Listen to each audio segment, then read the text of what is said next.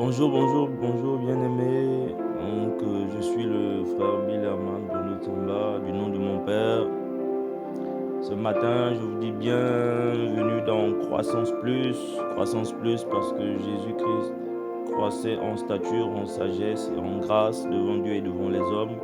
Donc nous devons croître avec la parole de Dieu, dans la parole de Dieu, avec l'aide du Saint-Esprit, par le Saint-Esprit. Nous devons croître, bien-aimés, afin que nous portions du fruit en abondance. Aujourd'hui, bien-aimés, nous allons parler de Jésus. Nous allons partager la parole de Dieu dans l'évangile de Jean, à partir du verset 19. Donc nous allons partager la parole afin toujours d'essayer de connaître Christ au maximum, parce que Christ est la seule clé qui nous donne accès au royaume des cieux. Et comme la parole de Dieu dit dans Éphésiens 6 au verset 18, de faire en tout temps par l'Esprit toutes sortes de prières et de supplications, et de veiller à cela avec une entière persévérance. Nous allons aussi prendre le temps de prier selon que le Saint-Esprit va nous conduire. Père, nous te bénissons ce matin. Merci pour ton l'appel à la prière, l'appel à chercher Dieu, l'appel à te connaître. Merci pour le Saint-Esprit qui est notre aide, au nom de Jésus-Christ. Amen. Bien-aimés, voici ce que dit la parole de Dieu dans 1 Jean à partir du verset 19. Voici le témoignage de Jean lorsque les Juifs envoyèrent de Jérusalem des prêtres et des Lévites pour lui demander « Toi, qui es-tu » Il déclara et sans restriction affirma « Moi, je ne suis pas le Messie ». Donc Jean reconnaît qu'il n'est pas le Messie, parce que les gens confondent. Les gens pensent qu'il est le Messie, et donc les Juifs pensent qu'il est le Messie, les pharisiens pensent qu'il est le Messie. Jean reconnaît qu'il n'est pas le Messie, bien-aimé. Ils demandèrent « Qui es-tu » Donc Élie. Et il dit « Je ne suis pas Élie. » Mais qui es-tu? Tu es le prophète. Il répondit « Non. » Ils lui dirent alors « Qui es-tu? Nous devons donner une réponse à ceux qui nous ont envoyés. Que dis-tu de toi-même? Moi, dit-il, je suis la voix de celui qui crie dans le désert. Rendez le chemin du Seigneur droit, comme l'a dit le prophète Ésaïe. Donc, bien-aimé, Jean a rendu ce témoignage pour ne pas qu'il y ait la confusion. Mais le jour que lui aussi, un enfant qui était dans le ventre, la parole de Dieu dit que lorsque les deux mamans se sont rencontrées, le ventre d'Élisabeth a frémi, parce que les enfants, il y a eu un contact spirituel, il y a eu un contact entre les deux enfants. Mais au verset 29 donc, du chapitre 1, la parole de Dieu dit que le lendemain, donc pendant qu'il baptisait, pendant qu'il est venu préparer le chemin du Seigneur par le baptême d'eau, au verset 29, c'est écrit le lendemain, il vit Jésus s'approcher de lui et dit, il voit Jésus s'approcher de lui et dit, voici l'agneau de Dieu qui enlève le péché du monde. C'est celui à propos duquel j'ai dit, après moi vient un homme qui m'a précédé, car il existait avant moi. Et il parle maintenant, c'est son témoignage. Pour ma part, je ne le connaissais pas, mais c'est afin de le faire connaître à Israël que je suis venu baptiser d'eau. Jean rendit ce témoignage, j'ai vu l'Esprit descendre du ciel comme une colombe et s'arrêter sur lui. Je ne le connaissais pas, il insiste, mais celui qui m'a envoyé baptiser d'eau m'a dit, celui sur qui tu verras l'Esprit descendre et s'arrêter, c'est lui qui baptise du Saint-Esprit. Et moi, j'ai vu et j'atteste qu'il est le Fils de Dieu. Donc voici un homme envoyé par Dieu, un homme qui est issu du Saint-Esprit, parce que nous connaissons les conditions dans lesquelles Jean-Baptiste vient au monde. Ses parents sont d'un âge avancé. Voici cet enfant qui était dans le ventre, a eu le contact avec Jésus. Voici donc cet homme-là qui commence son ministère et qui lui donne ce témoignage que Jésus est le Fils de Dieu. Bien-aimés, si nous écoutons ce message ce matin, c'est parce que nous avons besoin de connaître Jésus. Donc Jésus est le Fils de Dieu. Il y a un signal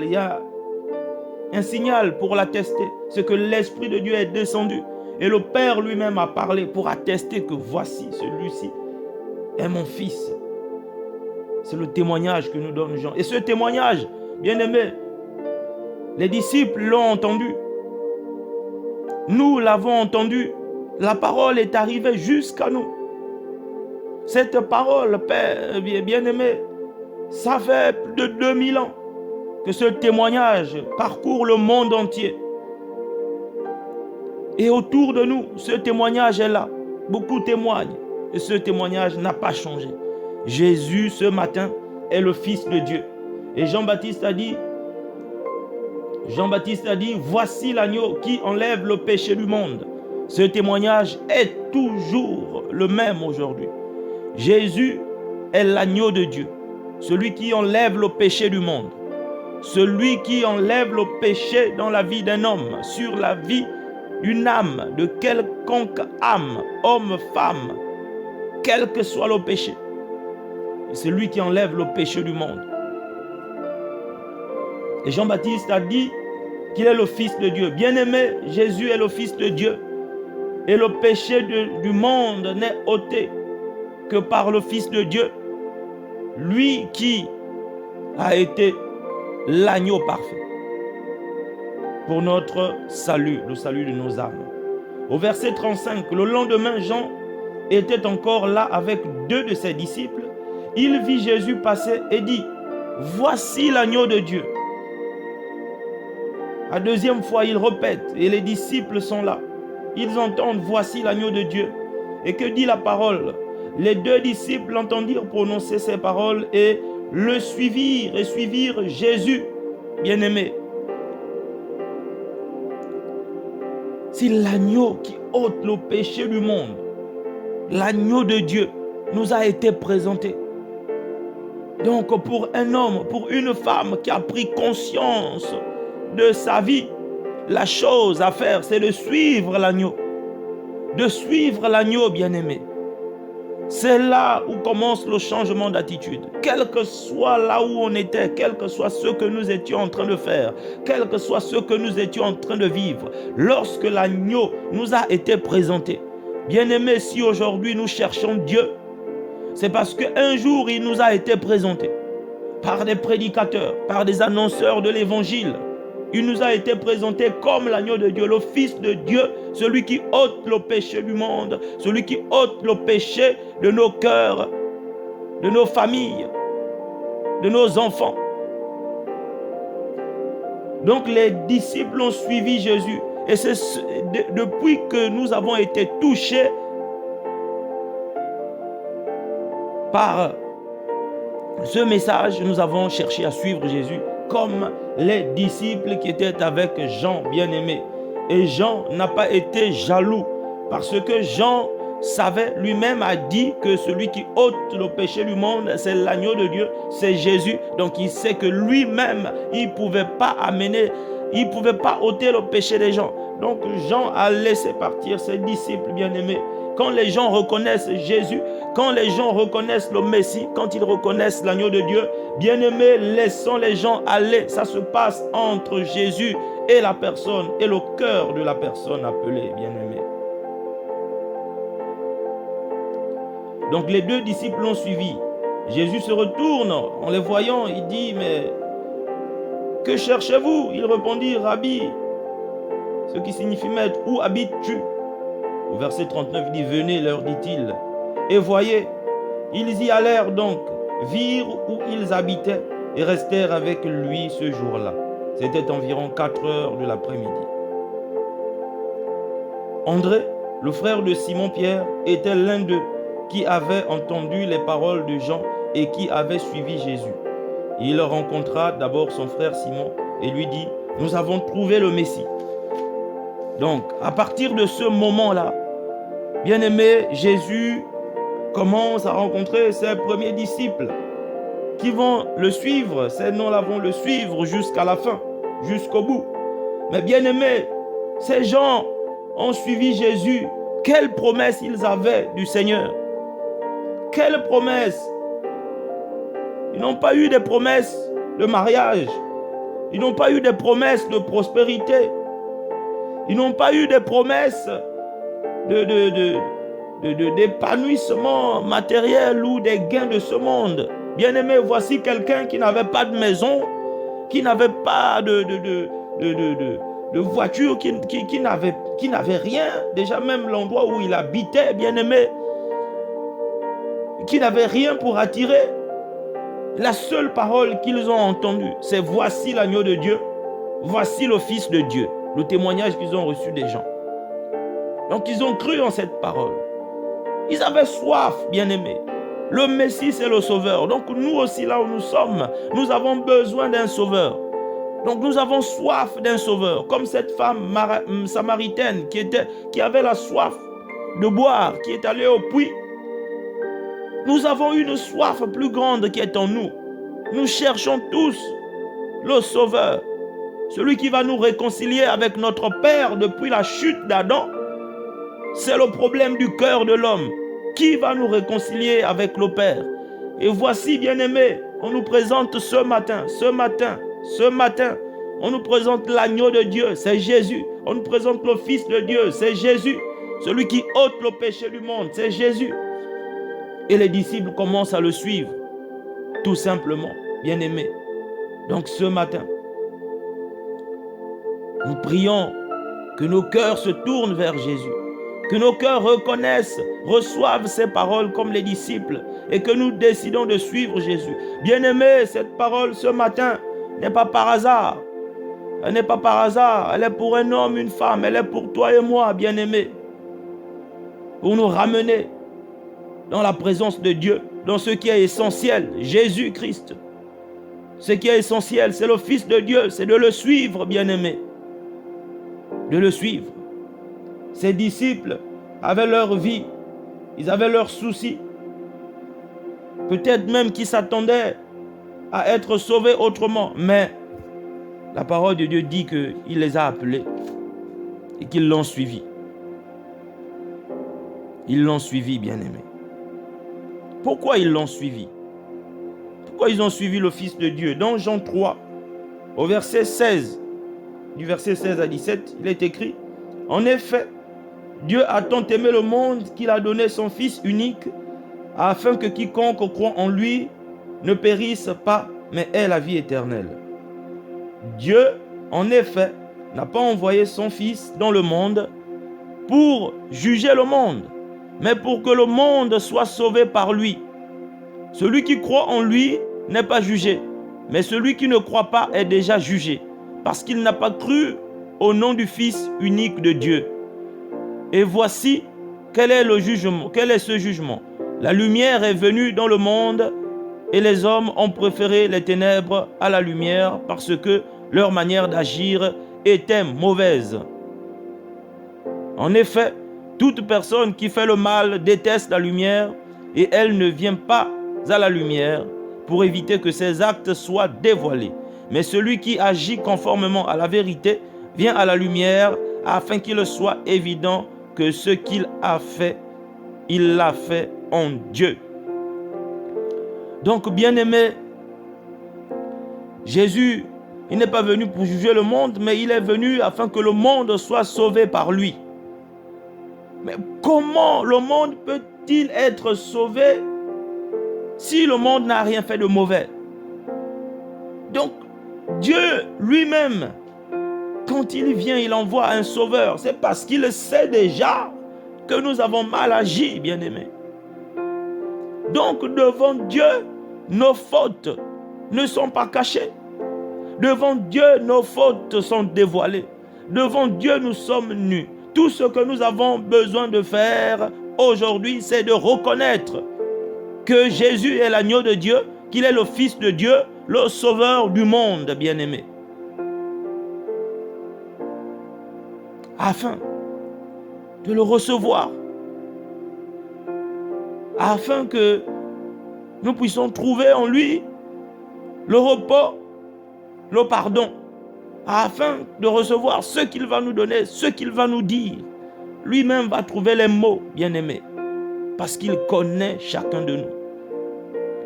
Ce matin, bien-aimés, c'était un appel à nous tous, aux anciens convertis, mais qui ont perdu la foi, qui ont perdu courage, à ceux qui n'ont jamais reçu Jésus comme Seigneur et Sauveur. Bien-aimés, c'est maintenant, Jésus est l'agneau de Dieu. Il est le Fils de Dieu, il est celui qui ôte le péché du monde, bien-aimé. Il n'est pas venu pour te juger, toi et moi, mais il est venu pour que nous soyons sauvés de ce monde, pour que nous croyions en lui, que nous ne soyons point jugés, que nous ne soyons pas jugés en lui. Parce que la justice de Dieu en Jésus-Christ, c'est celle-là, c'est bien-aimé. Donc ce matin, suivons Jésus, acceptons de suivre Jésus, acceptons de reconnaître l'agneau de Dieu, que c'est lui qui nous a pardonné, c'est lui qui m'a pardonné, c'est lui qui est venu à nous, bien-aimés.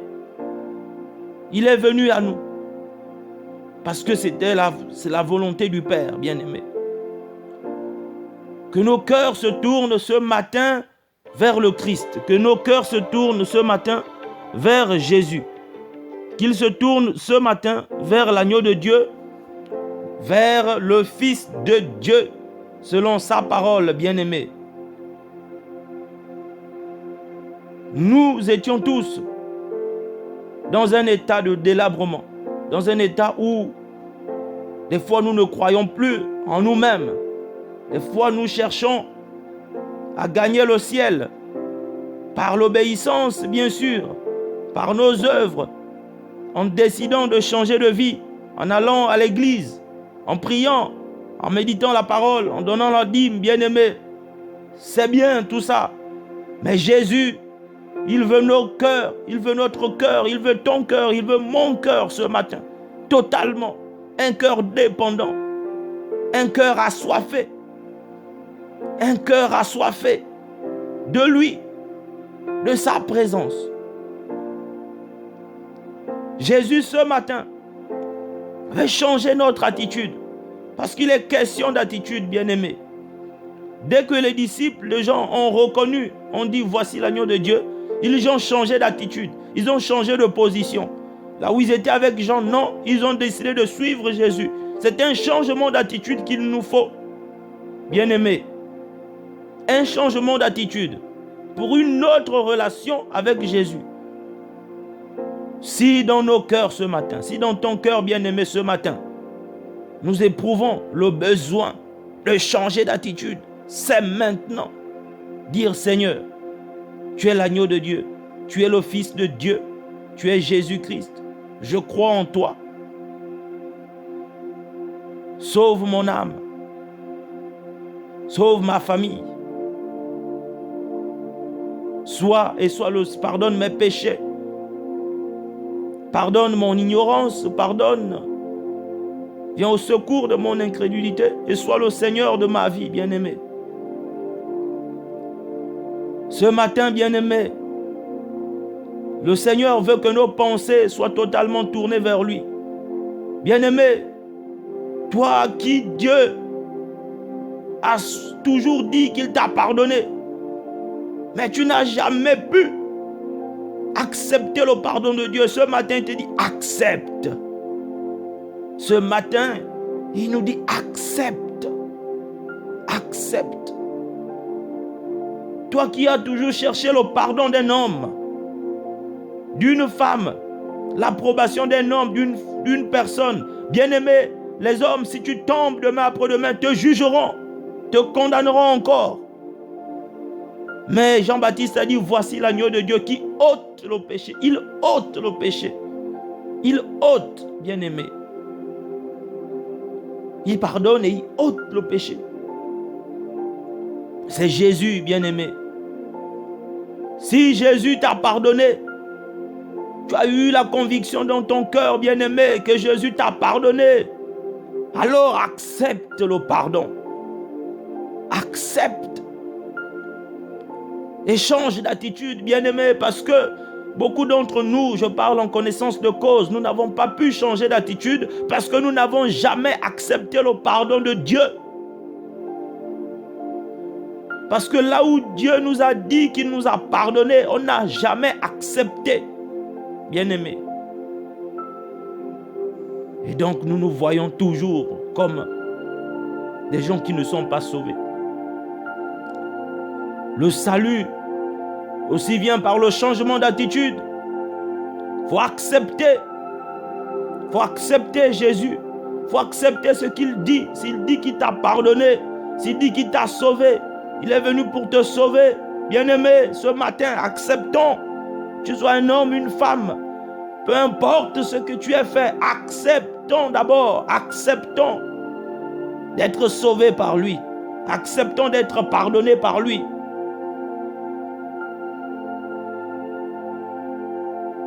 Arainde obro koshondo indabra akasa inde itoko randa inde itaba oro kosondo indere yebe. Ce matin, bien-aimé, que le nom de Jésus soit glorifié. Ce matin dans nos cœurs, ce matin, bien-aimé, ce message ce matin va bouleverser ta journée. Ce message ce matin va bouleverser ton cœur, bien-aimé. Ne résiste pas au pardon de Dieu. Ne résiste pas à l'appel du Seigneur. Il sait qui tu es. Il sait qui nous sommes. Il sait même d'avance là où nous allons, peut-être là où nous allons le décevoir. Il sait déjà d'avance là où nous allons tomber. Bien-aimé, ne résistons pas ce matin.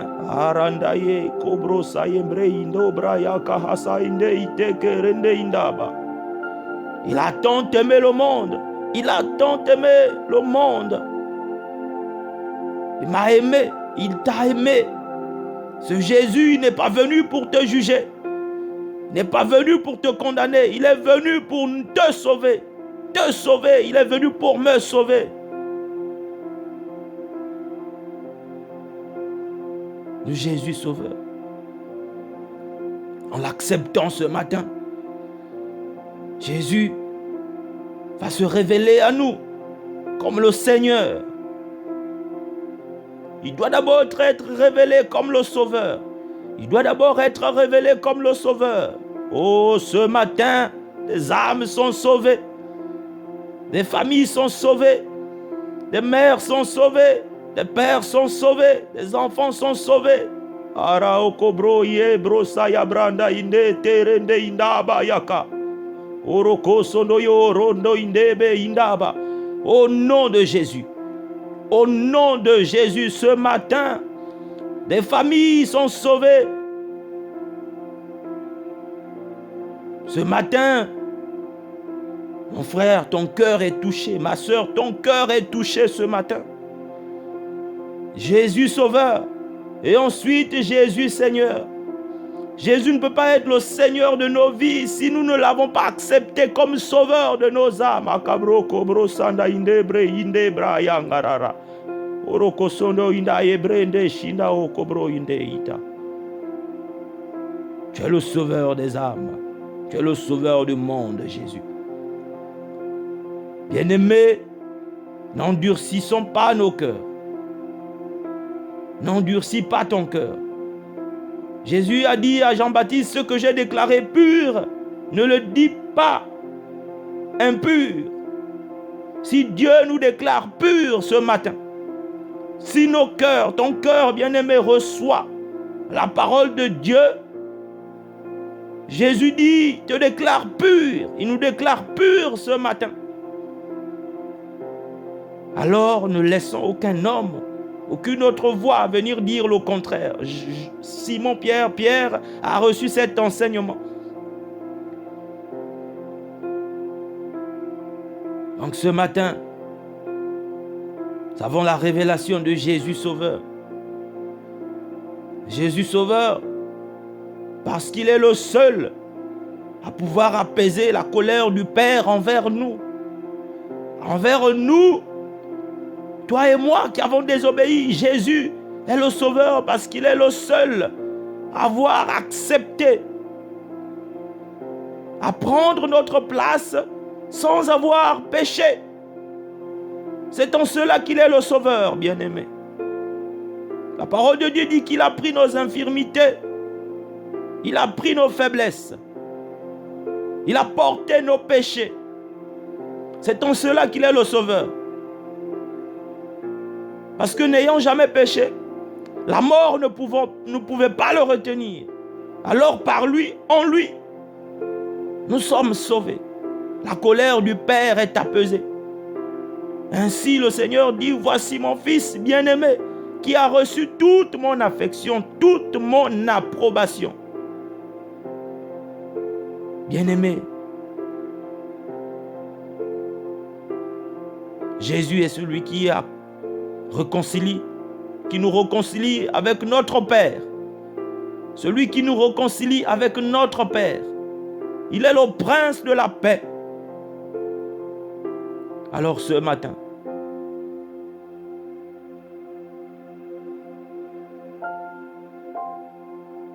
que nous lui ouvrons nos cœurs totalement.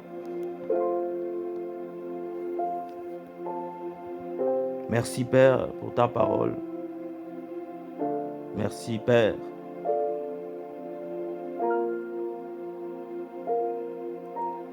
Père, nous te bénissons pour le salut de nos âmes. Père, nous te bénissons pour le prince de la paix, pour Jésus, pour sa vie, donnée en sacrifice, pour le salut de nos âmes. Ce matin, Père, nous reconnaissons que Jésus est l'agneau de Dieu. Nous reconnaissons que Jésus est le Fils de Dieu. Nous reconnaissons que c'est en Jésus-Christ que nos péchés nous sont ôtés. Nous reconnaissons ce matin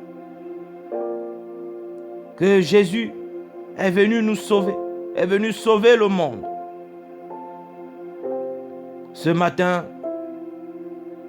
ô Père, nous prions qu'une multitude soit sauvée. Nous prions que tous ceux qui vont entendre ce message, cet appel, sont sauvés.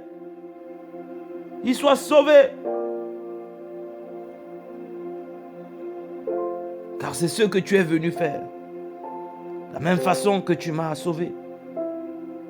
Tu as sauvé mon bien-aimé qui t'a reçu comme Seigneur et Sauveur. Père, de la même façon, tu veux sauver tout le monde, tous les hommes, car telle est ta volonté. Alors ce matin, nous prions qu'un cœur, que des cœurs soient touchés ce matin par ton appel. Qu'une âme qui était abattue, qu'un enfant de Dieu qui était déjà debout dans ton champ, qui était déjà debout en marche avec toi, mais qui avait reculé, comme il nous est arrivé le plus souvent. Père, nous prions ce matin, car tu as dit revenez à moi. Si tu dis revenez à moi, c'est que nous étions déjà là, mais que nous étions partis. Alors Père, quel que soit l'état d'âme ce matin, quel que soit l'état de la famille ce matin, l'état du foyer ce matin, ô Père, tu es le Seigneur. Jésus, tu es le Sauveur. Jésus, tu es le Sauveur. Tu es le Sauveur de nos âmes. Et ce matin, nos âmes sont sauvées. Des familles, des enfants sont sauvés. Des pères, des mères sont sauvés. Parce qu'ils t'acceptent et te confessent comme Sauveur. Et que par la révélation de ton esprit, tu deviens le Seigneur de ces hommes et femmes. Ce matin, des jeunes gens, des mères, des pères, des enfants, car telle est ta volonté. Ô Dieu vivant, toi qui as envoyé des envoyés, Seigneur, que ta parole soit en marche pour gagner plus grand nombre. Que ta parole ce matin trouve un écho favorable dans le cœur, un cœur abattu, dans un cœur découragé, dans un cœur qui était en train de faiblir. Qu'un cœur retrouve de la vigueur ce matin, qu'un père de famille retrouve de la vigueur ce matin, qu'une mère de famille retrouve de la vigueur ce matin, qu'un enfant retrouve de la vigueur ce matin, à travers ce message de ta parole. Père, nous te bénissons. Merci pour ton œuvre manifestée en Jésus-Christ, pour ton amour manifesté en Christ. Nous te sommes reconnaissants. Merci pour ce message. Nous déclarons que cette journée est pour nous un sujet de joie et d'allégresse, Père. Car il est écrit que bénie soit la journée que l'Éternel a faite. Amen. Merci, Père, au nom de Jésus. Bien-aimés, soyez bénis, sois bénis. Je vous souhaite une excellente journée. Partagez. Nous pouvons gagner des membres de nos familles à travers ce partage, à travers cet appel, bien-aimé. N'hésite pas, même quelqu'un qui résistait à l'exhortation, n'hésite pas d'envoyer, de partager. N'hésitez pas aussi de vous abonner pour que nous soyons aussi encouragés à répandre l'évangile avec l'aide du Saint-Esprit. Et je vous dis à demain si Dieu le veut. Allez, que la paix du Seigneur soit avec vous. Au nom de Jésus-Christ. Amen.